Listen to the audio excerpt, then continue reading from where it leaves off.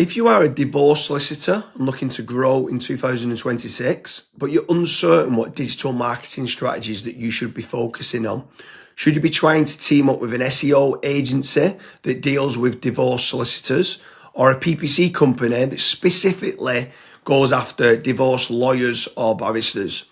Today I'm joined with Kasra, and before we get started on the digital marketing strategies for divorce solicitors, what bit of advice would you give to a divorce lawyer? So for divorce solicitors, the biggest piece of advice that I would give is to track profitability. You want to know where your leads are coming from, how much money you're spending every month, what the quality of those leads are looking like as well. How many have you been able to convert into paying customers or clients? Once you have those figures in place, you can predictably scale certain campaigns up or you can switch certain campaigns off. So James, for divorce solicitors, what would you recommend as a digital marketing strategy? Branding or brand SEO and making certain that you're looking good online, you've got a strong reputation.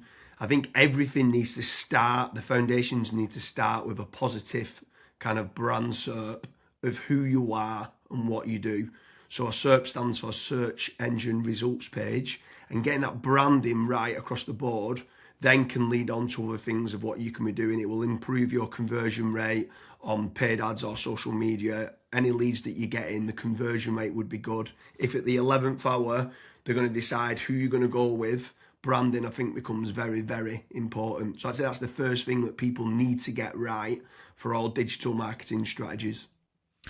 My next strategy is going to be AI visibility. I feel like more and more companies are actually looking into this. So what does ChatGPT, Claude, Gemini, Grok, Perplexity say about your brand or about your business? Is it a positive thing or is it a negative thing? And also trying to figure out what it says about your competitors as well.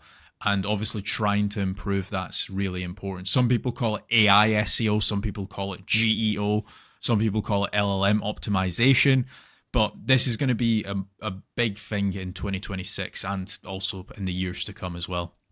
Yeah, I think that's a huge strategy that people need to be looking at with regards to artificial intelligence. More and more people are obviously using AI. The next one for me is filling in the form at FatRank or Promo SEO, which do a commission-based lead generation service for UK companies looking to grow. I think it's important to be looking at your own digital marketing efforts to generate your own leads, but also if you can use some freelancers and outsource some as well, you've got that diversification of leads. So head on over to fatrank.com, fill in the form and see whether they can help you with a no risk supply of inquiries. Promise you'll also do a very similar performance-based lead generation service as well that you might want to fill in the form with there, and just double check whether you can go and get a third-party lead generation company to top up and start generating you some leads for your business to grow in 2026.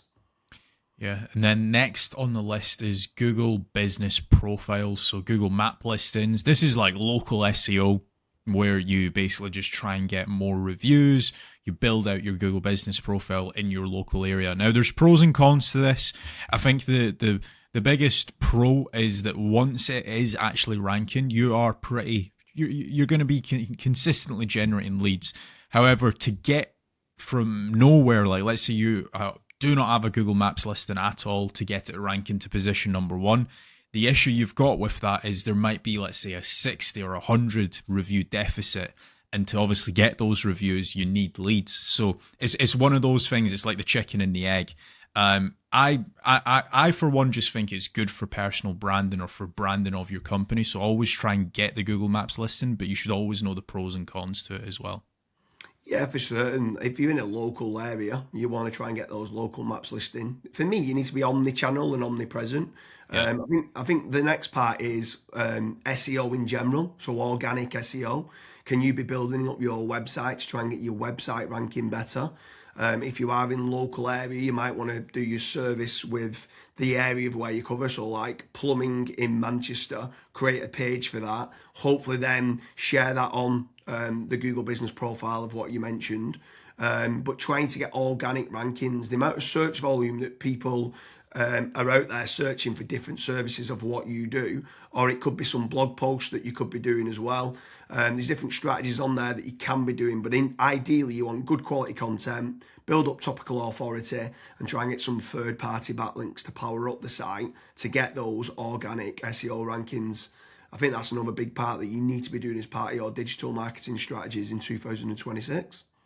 Yeah, and then the next one, which kind of ties back to what you were saying before, James, is obviously organic social media. Now, organic social media, I think it's more of a numbers game. So try to create good content that your audience would actually view. Like I see this time and time again where I look at brands and they've just published maybe 4 or 5 posts on their Instagram profile and they've not been active for 3 years, right? That's not going to drive you sales. But if you can do how-tos, if you can do guides, maybe you can do before and afters, right? If you can do content like that, that way people will see you on socials and they will actually click to actually figure out more about you, fill in the contact form. The caveat to organic social media, yes, it's free to do. It's not like PPC, for example, but it is very much a numbers game. So you want to be consistently uploading, maybe not every day, but at least 3 or 4 times a week. Yeah, for sure. On the subject of social media, paid social ads as well is massive. I'm a massive advocate of the kind of the dollar a day strategy of what people talk about. So if you are going to be taking the time to be posting every day, like you mentioned there, for organic social media, just spending a few pounds on those posts and boosting it. So getting case studies, any awards that you've won as well for reputation, and starting boosting that. You can also be running retargeting ads. So if anyone's clicked through to your website, you can be running retargeting, which is paid social as well. Different places like Meta, so whether that's Facebook and Instagram, you've got Twitter, you've got YouTube, you can be running Pinterest, you can even run in places like Reddit as well, for paid ads. And I think paid social media is still an untapped market for digital marketing strategies. Yeah. The next one is it's probably a love-hate relationship. It's PPC, right? Google AdWords or doing it on Bing, wherever. That's basically the sponsored results. So if you search for a service, it's above local SEO.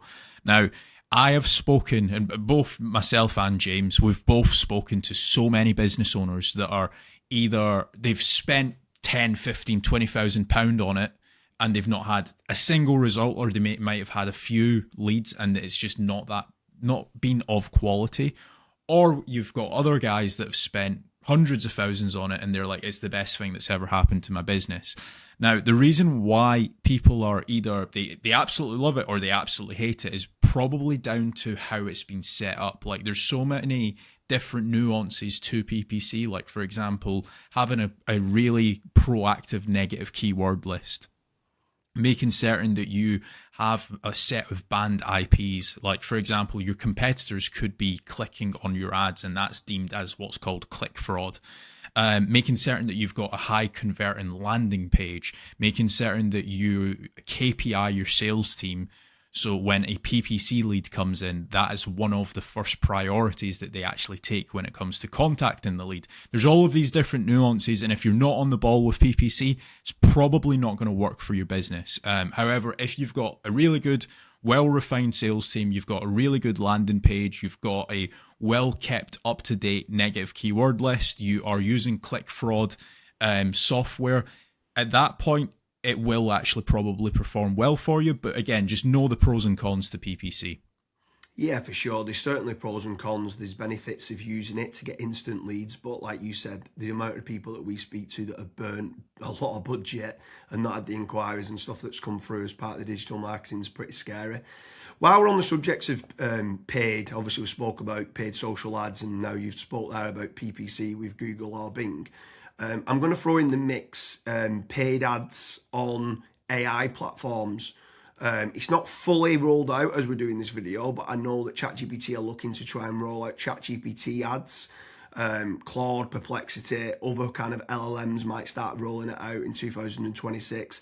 I think if you're one of the early adopters and innovators to get on there, I think you could be getting cheap leads or cheap contact form submissions. So it's something to look out for, of doing paid AI listings and ads. I think that could be something to look out for in 2026. Next on the list, and this is a little bit out of control. You do obviously have like forums that you can get your brand mentioned in, like for example, Reddit and Quora. That very much comes down to the after fact. Like, where are your customers that you've been dealing with previously? Are they actually raving and shouting about you? If they are, then that's a very good resource of getting other people recommending you. So if you can get that, again, it's a little bit out of your control, but asking for reviews, asking for them to recommend you to friends, to people, that can obviously generate you a decent amount of leads and inquiries as well. Yeah, for sure. And the add-on benefits to places like Reddit is that it's getting cited so much now in the AI overviews. So when you spoke there early on about AI visibility, if you can try to get a positive kind of lot of people talking about the products and services of what you do and some reviews on there, it's indirectly then going to help you, or directly actually is going to help you with AI visibility. And then the last one for me is tradesman websites, so like Check a Trade, Bark, or teaming up with a third party lead generation company. Something I would say with all of these practices, Kasra touched on earlier about making certain that you understand your KPIs and your ROAS, return on ad spend. I think it's very important for business owners that are doing any sort of digital marketing to be tracking how much time and effort's being put into, let's say, running organic social media or running paid ads. Everything should have KPIs put in place. And this is exactly the same then with tradesman websites like Check a Trade, Bark, Rated People, My Builder. These could all be amazing platforms to generate leads that could get you a positive return on investment. And if you do, you should continue to be using those platforms. There's certain lead generation companies out there as well that could generate you quite a lot of leads. They could be using organic SEO or PPC or social media ads to generate you those leads. But if they are getting you a positive return on investment, again, I'm all for it as part of your digital marketing strategies. But I just want to repeat one more time with regards to FatRank and Promo SEO. They do lead generation and they guarantee a return on investment. It's a commission-based lead generation service or performance-based lead generation service. So make sure you head on over there, fill in the form. That could just be one part of generating leads of many. You should be trying to generate your own. You should never have a single point of failure, and you should be trying to get that diversification. But make sure you head on over to Promo SEO or FatRank lead generation service as part of your digital marketing efforts in 2026. Thank you very much, Kasra.